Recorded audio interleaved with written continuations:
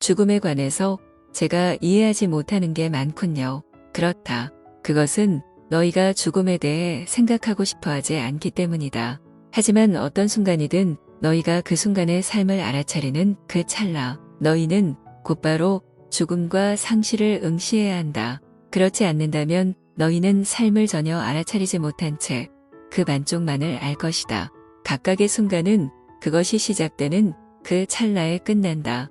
이것을 보지 못하는 한 너희는 그 속에 든 절묘함을 보지 못할 것이니 그 순간을 평범하다 일컬을 것이다. 각각의 상호작용은 그것이 시작하자 마자 끝나기 시작한다. 이것을 진실로 응시하고 깊이 이해했을 때 그때서야 비로소 모든 순간과 삶 자체에 가득한 보물이 너희에게 열릴 것이다. 너희가 죽음을 이해하지 못할 때 삶은 너희에게 자신을 줄 수 없다.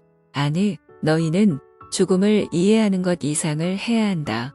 너희는 죽음을 사랑해야 한다.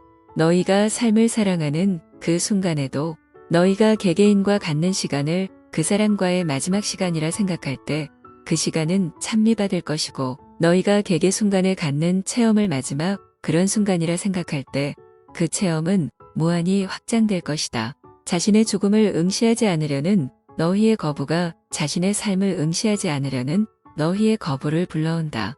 너희는 삶을 있는 그대로 보지 않는다. 너희는 그 순간과 순간이 너희를 위해 붙잡고 있는 모든 걸 놓치고 있다. 너희는 그것을 곧장 꿰뚫어보지 않고 곧장 지나쳐본다. 뭔가를 깊이 살펴볼 때 너희는 그 순간을 곧장 꿰뚫어본다. 뭔가를 깊이 응시한다는 건 그것을 곧장 꿰뚫어 본다는 것이다. 그럴 때 환상은 존재하기를 그치고 그럴 때 너희는 어떤 것이든 그 참모습대로 본다. 오직 그럴 때만 너희는 그것을 진실로 즐길 수 있다. 다시 말해 그 속에 기쁨을 집어넣을 수 있다. 즐긴다, 엔조이는 건 뭔가를 기쁘게 만든다는 뜻이다. 그럴 때 너희는 환상까지도 즐길 수 있다. 너희는 그것이 환상임을 알 것이고 이함 자체가 그 기쁨의 반을 차지하리니 너희는 그토록 고통스럽게 만드는 건 너희가 그것을 진짜라고 여기기 때문이다. 진짜가 아님을 아는 어떤 것도 너희에게 고통스럽지 않다. 이 문장을 한 번 더 말하자꾸나. 진짜가 아님을 아는 어떤 것도 너희에게 고통스럽지 않다.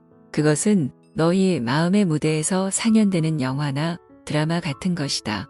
너희가 상황과 배우들을 만들어내고 너희가 대사를 쓴다. 그 모든 것이 진짜가 아님을 이해하는 순간 어떤 것도 고통스럽지 않다. 이것은 삶의 경우에 그러하듯 죽음의 경우에도 사실이다. 죽음 역시 환상임을 이해할 때 너희는 오 죽음이여 내 가시는 어디에 있는가? 라고 말할 수 있다. 너희는 죽음을 즐길 수도 있다. 너희는 다른 누군가의 죽음까지도 즐길 수 있다. 이런 이야기가 이상하게 들리는가? 이런 이야기를 말하는 게 이상한가? 오직 너희가 죽음과 삶을 이해하지 못할 때, 오직 그럴 때만 그럴 것이다. 죽음은 절대 끝이 아니다. 그것은 언제나 시작이다. 죽음은 문 열림이지 문 닫힘이 아니다. 삶이 영원하다는 걸 이해할 때 너희는 죽음이 환상, 계속해서 너희가 몸을 무척 염려하도록 만들므로써 너희 몸을 너희라고 믿게 만드는 환상임을 이해한다. 하지만 너희는 몸이 아니니 몸의 파멸은 너희의 관심거리가 아니다. 죽음은 너희에게 진짜인 건 삶임을 가르칠 테고 삶은 피할 수 없는 건 죽음이 아니라 무상성 임페머넌스임을 가르친다. 무상성만이 유일하게 진리다. 항상 그대로인 건 없다. 천지만물이 시시각각 변하고 있다.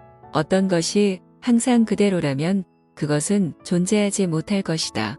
왜냐하면 항상 성퍼머넌스이라는 개념 자체도 뭔가가 의미를 가지려면 무상성에 좌우되기 때문이다. 따라서 항상 성조차 무상하다. 이것을 깊이 살펴보고 이 진리를 응시하라. 그것을 이해하라. 그러면 신을 이해하리니 이것이 법법이요. 이것이 부처다. 이것은 부처 법이다. 이것은 가르침이자 스승이요. 교훈이자 선각자다. 이것은 둥글게 말려서 하나가 된 대상이자 관찰자다. 그것들이 하나 아닌 다른 것이었던 적은 없다. 삶이 눈앞에서 펼쳐질 수 있도록 그것들을 펼친 건 너희였다. 그러나 너희 앞에 펼쳐진 자신의 삶을 볼 때 너희 자신이 끌러지게 하지는 마라. 자신을 묶어둬라. 환상을 보고 그것을 즐겨라.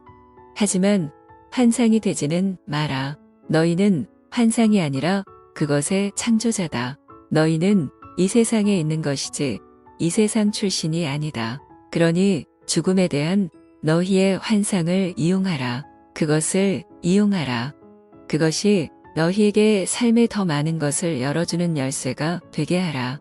꽃을 죽어가는 것으로 보면 그 꽃이 슬퍼 보이겠지만 그 꽃을 바뀌고 있고 얼마 안가 열매 맺을 나무 전체의 일부로 본다면 그때 너희는 그 꽃의 참된 아름다움을 볼 것이다. 꽃이 피고 짐을 나무가 열매 맺을 준비를 갖추는 표식으로 이해할 때 그때 너희는 삶을 이해하리니 이것을 주의 깊게 살펴봐라.